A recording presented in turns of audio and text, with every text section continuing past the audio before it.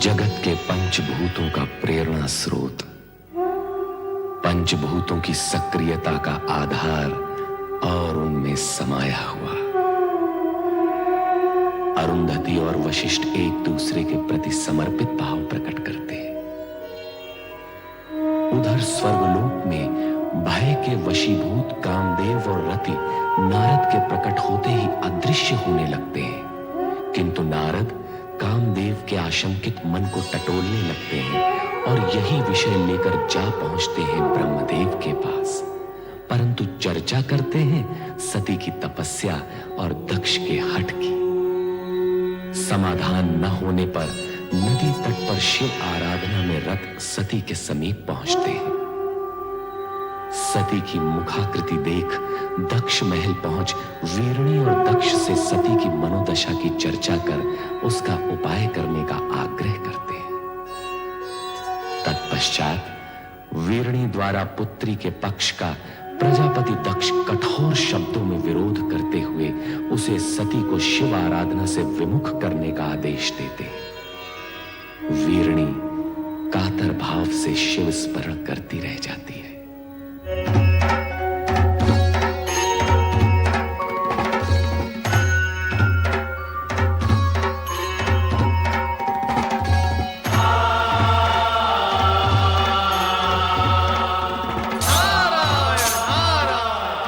देवादिदेव सदाशिव के चरणों में नारद का प्रणाम।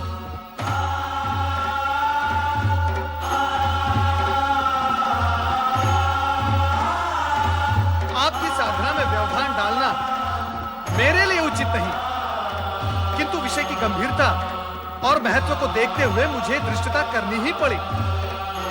देवर्षि, जब आप स्वयं कह रहे हैं कि विषय महत्वपूर्ण और गंभीर है, तो आपने जो किया वो धृष्टता कैसे? अपने आने का मंतव्य बताइए। प्रभु, दक्षपुत्री देवी सती अत्यधिक व्याकुल और पीड़ित हैं। मुझसे उनकी यह दशा देखी नहीं गई और मैं आपके चरणों में चला आया। उनकी पीड़ा का कारण? नारायण नारायण, ये सर्वविदित है कि आप ही नटराज हैं, किंतु हे महेश्वर, नाट्य विद्या के प्रदर्शन के लिए यह समय उचित नहीं है। सब कुछ जानते हुए भी आपका अनभिज्ञ होने का नाटक देवी सती के कष्ट में और भी वृद्धि करेगा। आप तत्काल यह बताने की कृपा करें कि देवी सती और आपके विवाह के बीच भ्राता दक्ष का विरोध रूपी विघ्न जो आ रहा है, उसे विफल कैसे किया जाए? उसका उपाय क्या है? किसी भी प्रकार की दुविधा की स्थिति में नंदाव्रती कन्याओं की कामना पूर्ति का सर्वोत्तम उपाय है। हे देवऋषि, अब ये मत पूछ बैठेगा कि नंदाव्रत क्या है। हे देवेश्वर, आश्चर्य है, सृष्टि का भार स्वयं पर लिए हुए भी आप विनोदपूर्ण वार्तालाप कैसे कर लेते हैं? नारायण नारायण। देवी सती की आराधना का परिणाम क्या निकलेगा, यह जानना मेरे लिए तो असंभव है, किंतु हे महेश्वर, आपकी लीला आप ही जाने।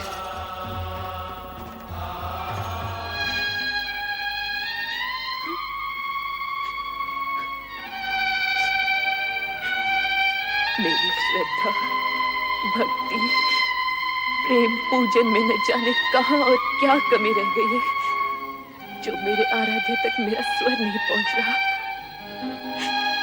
वह इस पीड़ा को नहीं समझ पा रहा, जो अपने आराध्य से अलग होते हुए होती है। सती, धैर्य रखो सती, तुम्हारी प्रेम में तपस्या निरर्थक नहीं जाएगी। तुम्हारे स्वामी आएंगे, अवश्य आएंगे। ये सत्य कहती है पुत्री, तुम्हारे मन कामेश्वर अवश्य आएंगे, किंतु तभी जिस पल विधाता ने उनका आना निश्चित किया होगा। तो फिर मिलन की उस पल की प्रतीक्षा में मैं तब तक यहाँ बैठी रहूंगी जब तक मेरे स्वामी आकर मुझे स्वीकार न कर ले। पुत्री, ये बालोचित हट तुम्हें शोभा नहीं देती। चलो घर चलें। माते, आप तो स्वयं स्त्री हैं, किसी की पत्नी भी है। आप भी मेरी विरह जनित व्याकुलता को नहीं समझ पा रही। समझती हूँ पुत्री, किंतु तेरे पिता का क्रोध न, मुझे भयभीत कर रहा है। किसी अमंगल की कल्पना मुझे आतंकित कर रही है। ये हर उचित नहीं पुत्री। हर जन नहीं माते। नारायण नारायण। प्रणाम देवर्षि। मंगल हो देवियों, मंगल हो। देवी सती, आपके लिए देवाधिदेव भोलेनाथ शिवशंकर का एक संदेश है। ठीक है देवर्षि। आपके और उनके विवाह के बीच जो बाधाएं आ रही हैं, उनके लिए नंदाव्रत करना आपके लिए उत्तम रहेगा। नंदाव्रत? हाँ, मनचाहा पति पाने की दिशा में नंदाव्रत एक सिद्ध उपाय है। यही महेश्वर का कथन है। देवियों, चाहे तो आप भी इसका प्रयोग कर सकती हैं। नारायण नारायण। शीघ्र बताइएगा देवर्षि, इस व्रत को करने का विधि विधान क्या है? तुम लोगों को ठिठोली सुन रही है और मेरे यहाँ प्राण जा रहे हैं। माते, कृपया आप घर के लिए प्रस्थान करें और नटखट बहनों को भी अपने संग ले जाएं। किंतु हमें भी तो व्रत की विधि सीखनी है ना माते? हमें भी सीखनी है माते। जैसे तुम्हारी इच्छा पुत्री। कल्याण हो। शीघ्र बताइए देवर्षि, व्रत की विधि क्या है? बताइए देवर्षि। नारायण नारायण। व्रत की बात शांति पूर्वक सुननी होगी। देवियों, इतनी उतावली मत बनो। मैं आपको व्रत की विधि अवश्य बताऊंगा, परंतु आप सबको मेरी एक बात माननी होगी। वो क्या देवर्षि? सबसे पहले देवी सती नंदाव्रत करेंगी और इनका व्रत पूर्ण होने तक आप सब इनकी हृदयपूर्वक सहायता करेंगे और व्रत की विधि का इन्हें स्मरण कराते रहेंगे, क्योंकि ये व्रत 1 वर्ष में पूर्ण होगा और 1 वर्ष तक तिथियों के अनुक्रम से विविध सामग्रियों से आपको भगवान महेश्वर का पूजन एवं स्मरण करना होगा। जागरण के साथ साथ उपवास भी करना होगा। अन्य विधियां आपकी बहनों को मैं अवगत करवा दूंगा, ये आपको स्मरण कराती रहेंगी। मुझ पर आपने जो उपकार किया है, उसके लिए मैं सदा आभारी रहूंगी देवर्षि।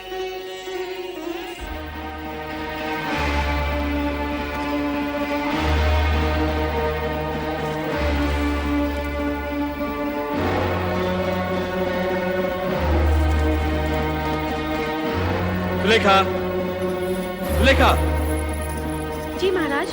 तुम्हारी स्वामी कहाँ गई हैं? वो नदी स्नान को गई है महाराज। नदी स्नान? वो भी इस कुबेला में? नहीं नहीं, कदाचित वे राजकुमारी सती के साथ हैं। वो तो वहाँ नित्य जाती ही है ना। स्वामी नहीं आ गई महाराज। ठीक है, तुम जा सकती हो। महारानी, सती कहाँ है? वो अपनी बहनों के साथ संध्या भ्रमण के लिए गई है। संध्या भ्रमण? हाँ, या नदी भ्रमण? हम सभी नदी तट पर थे, मैं, सती और उसकी बहनें। परंतु महारानी, मेरी अन्य पुत्रियां और तुम तो आ गई हो। सती को अकेली कहाँ छोड़ आई? मैं जानता हूँ महारानी कि सती वहाँ क्या कर रही होगी। वो वहाँ शिव नाम के खिलौने बनाकर उनके साथ खेल रही होगी। स्वामी, ऐसी बातें मुख पर न लाइए। शिव के प्रति सती की भावना को खेल न कहिए। महारानी, ये माना कि सती की आयु अभी उचित अनुचित का भेद करना नहीं जानती, परंतु तुम उसे प्रोत्साहन दे रही हो। तुम उसे जानबूझकर ऐसी दिशा की ओर जाने की अनुमति दे रही हो जहां दुख ही दुख है, कांटे ही कांटे हैं। स्वामी, यदि आप उसके पिता हैं, तो मैं उसकी माता हूँ। मैंने 9 महीने उसे गर्भ में रखा है, पालन पोषण करके बड़ा किया है। क्या मैं अपनी पुत्री को सुखी देखना नहीं चाहती? महारानी, यदि ऐसा होता तो तुम स्वप्न में भी अपनी पुत्री के लिए ऐसे पति के विषय में ना सोचती जो गृहस्थ धर्म का पालन करना ही नहीं जानता, जो पर्वत श्रृंखलाओं पर बैठा भभूति रमाए बागंबर लपेटे अपने भयंकर गणों के साथ योगियों जैसा जीवन व्यतीत कर रहा हो। ठीक है महारानी, ठीक है। मैं अभी इसी समय सती को बलपूर्वक यहाँ ले आता हूँ। नहीं स्वामी, नहीं। मैं आपसे हाथ जोड़कर विनती करती हूँ, विधाता के लेखे को चुनौती मत दीजिए। सती की साधना भंग करके पाप के भागी मत बनिए। आपका ये एकमात्र पाप आपके जीवन भर के पुण्यों का फल आपसे छीन लेगा। आप चिंता छोड़िए स्वामी, और परिस्थितियों की नौका को समय की धारा में छोड़कर निश्चिंत हो जाइए और सती को उसकी आराधना करने दीजिए स्वामी, सती को उसकी आराधना करने दीजिए।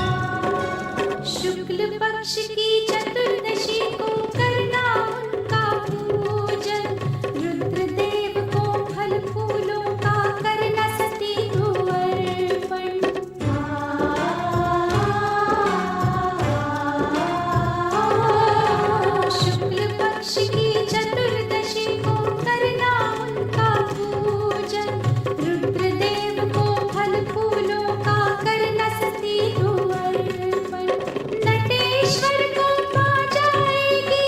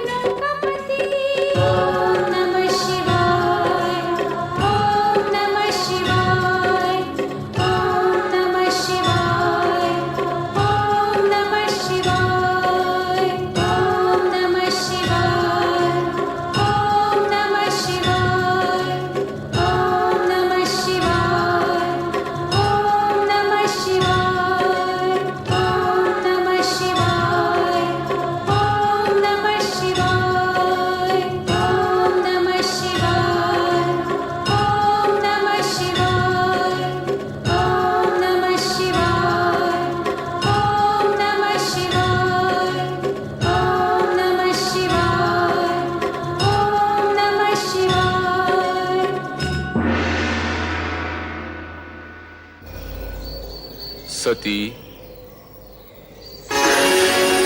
प्रभु आप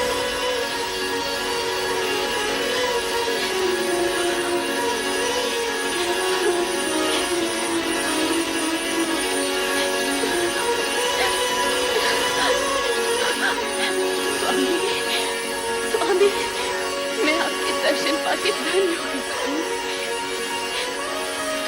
उठो दक्ष पिता।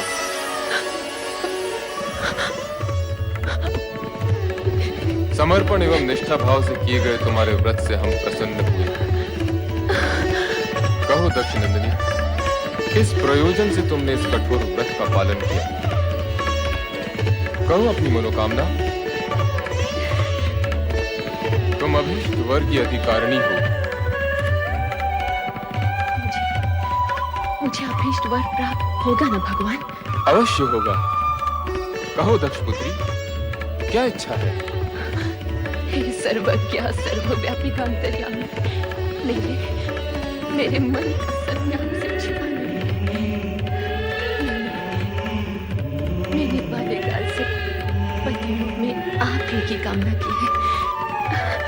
इसके अतिरिक्त और कुछ भी इच्छित नहीं है भगवान। तथास्तु। सती, तुम्हारा और हमारा अभीष्ट भिन्न नहीं है। तुम्हारा अर्धांगिनी रूप ही जगत के लिए कल्याणकारी होगा। मैं धन्य हो गई प्रभु, मैं धन्य हो गई।